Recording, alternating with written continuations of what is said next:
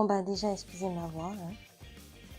La vidéo est faite à l'arrache, le texte pareil. On va doucement.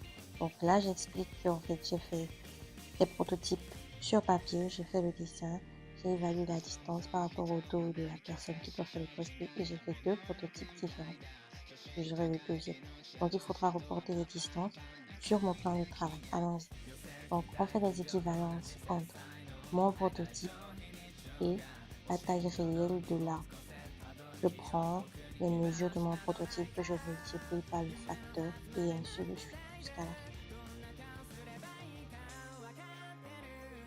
Bon, la partie où il faut mettre les dimensions sur le plan, c'est un peu chiant. Et je n'ai pas pu filmer non plus. Donc, je vous montre juste le pliage.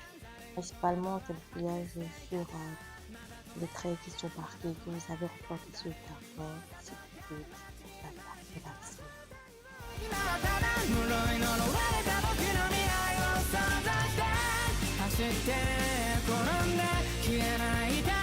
Et voilà, après le pliage, vous avez ça. Et la première partie, ensuite, il faudra tout scotcher pour pouvoir bien maintenir. Et on a notre base sur laquelle on va mettre d'abord du papier et ensuite du tissu blanc. Tout est bien blanc à la base. Bon, là, je me suis trompée. Hein. Normalement, je devrais vous montrer la partie où j'emballe le tissu blanc et le papier blanc avant de peindre le manche en noir. Très important de mettre le tissu sur la partie de l'arme blanche avant de peindre le manche, sinon ça sera compliqué. Donc cette partie, c'est surtout mettre le tissu blanc sur la partie de l'arme blanche. Vraiment, pas besoin de vous fatiguer. Prenez de la plume simple qui coûte rien.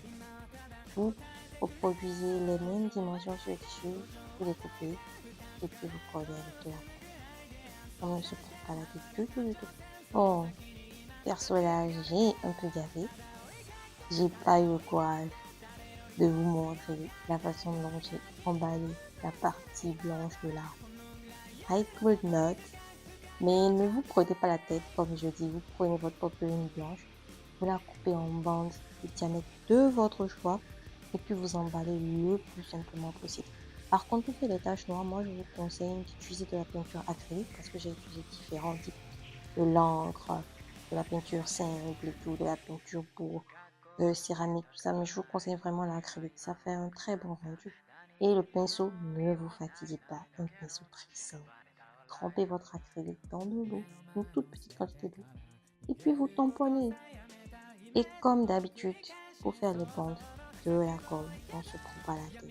Donc j'accélère et puis après je vous montre directement le résultat final. Et voilà. Et voilà l'arme finale. Vraiment fière de moi, fière de moi. C'est beau, n'est-ce pas? Et tout de suite, on passe au cosplay. Tada!